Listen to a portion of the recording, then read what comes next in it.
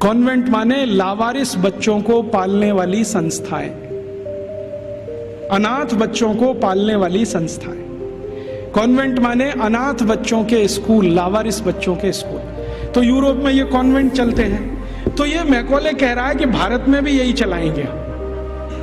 तो कोई सांसद उससे पूछ रहा है कि भारत में कोई अनाथ होता है? उसने कहा होता तो नहीं है, लेकिन हम बनाएंगे।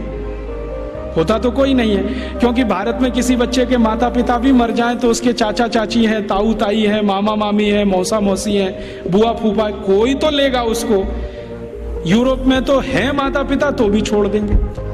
तो यूरोप में ये जो लावारिस बच्चे हैं, इनको पालने के लिए कॉन्वेंट खड़े किए जाते हैं। कॉन्वेंट को चलाने वाले ज्यादातर क्रिश्चियन इंस्टीट्यूट होते हैं या चर्च होता है। राजा चर्च को दान देता है और उस पैसे से ये सब चलते हैं।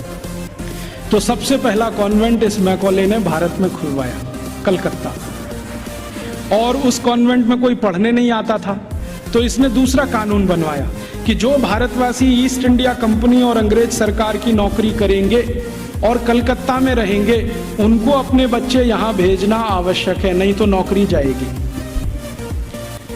तो जबरदस्ती भारतवासी जो उनके यहाँ काम करते थे, उन्होंने अपने बच्चे भेजना शुरू किया। फिर धीरे धीरे एक कॉन्वेंट से 2 हुआ, 2 से 3 हुए, 3 से 10, 10 से 20, 50, 100, अब हजारों हो गए। अब भारत में ऐसा कोई गांव नहीं जहां कॉन्वेंट नहीं।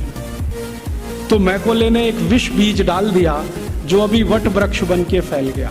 अब तो ऐसे ऐसे कॉन्वेंट स्कूल हैं इस देश में, बजरंगबली कॉन्वेंट स्कूल।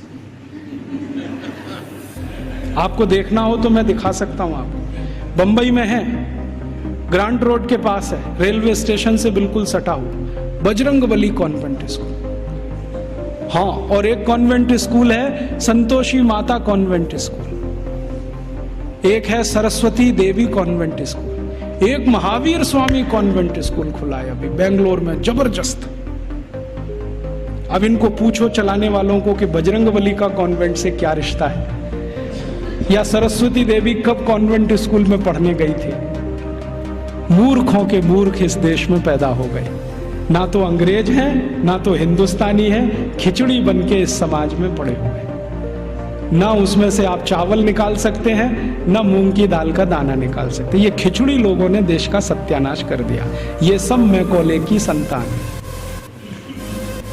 मैकॉले तो छोड़ गया कुछ। जब अंग्रेज गए थे ना, तो रिकॉर्ड्स बताते हैं कि 350 कॉन्वेंट स्कूल थे 15 अगस्त 1947 तक। अब शायद वो 30-35 हजार हो गए हों, तो कोई आश्चर्य की बात नहीं। अब यूरोप में जो कॉन्वेंट स्कूल हैं, वैसी ही शिक्षण यहाँ हो रहा है। यूरोप में क्या होता है ना, मैंने आपसे कहा कॉन्वेंट माने लावारिस बच्चों के स्कूल। तो वहां जो बच्चे पढ़ने आते हैं, उनको सिखाया जाता है कि देखो ये जो अध्यापक है वो अध्यापक नहीं है, ये फादर है, ये मदर है, क्योंकि असली का पता नहीं।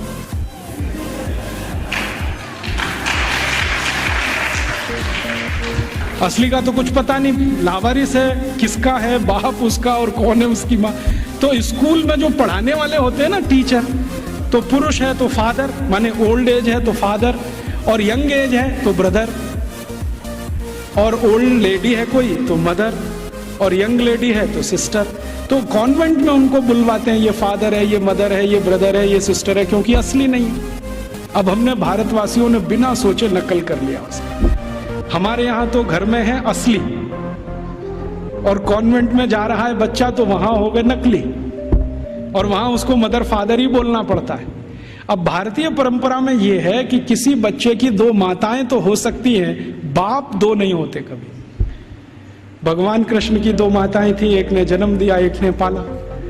रामचंद्र जी मानते हैं कि मेरी 3 माँ हैं, एक ने जन्म दिया है, बाकी 2 प्रेम दे रहे। तो माताएं 2 हो सकती हैं, 3 हो सकती हैं, बाप हमेशा एक ही होता है। अब हमारे कॉन्वेंट में पढ़ने वाले नौनिहालों के हर एक के 2-2 बाप हैं। एक तो घर में है असली और दूसरे हैं वहां नकली। और मैं आपको अंग्रेजी की एक शब्द की व्याख्या करता हूं। अंग्रेजी में एक शब्द होता है जो गाली के रूप में इस्तेमाल किया जाता है, बास्टर्ड।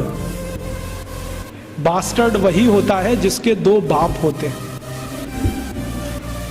तो हमने अपने अपने नौनिहालों को सबको बास्टर्ड बनाने का धंधा शुरू कर दिया, और बड़े गर्व से कहते मेरा बेटा सेंट मैरी कॉन्वेंट में जाता है, जीसस कॉन्वेंट में जाता है, फलाने कॉन्वेंट में, ढिमाके कॉन्वेंट में। फिर उन कॉन्वेंटों में बड़ी बड़ी विचित्र विचित्र चीजें सिखाई जाती हैं। आजकल सिखाया जाता वैलेंटाइन डे, सेलिब्रेट करो वैलेंटाइन डे। ये वैलेंटाइन का किस्सा क्या है? वैलेंटाइन का किस्सा ये है कि यूरोप में, मैंने कहा ना, बच्चों को साथ रखने की परंपरा नहीं है। ऐसी ही एक बहुत खराब परंपरा है बिना शादी के साथ रहने की।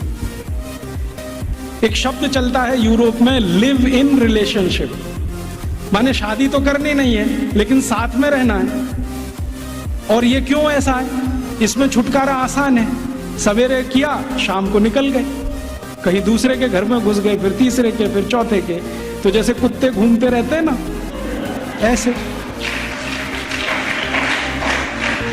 लिव इन रिलेशनशिप माने कुत्ता संस्कृति। लेकिन मुझे कई बार लगता है भारतीय कुत्तों से भी ज्यादा खराब यूरोपियन कुत्ता संस्कृति। भारतीय कुत्ते फिर भी थोड़े वफादार हैं, यूरोप वाले तो उतने भी नहीं है।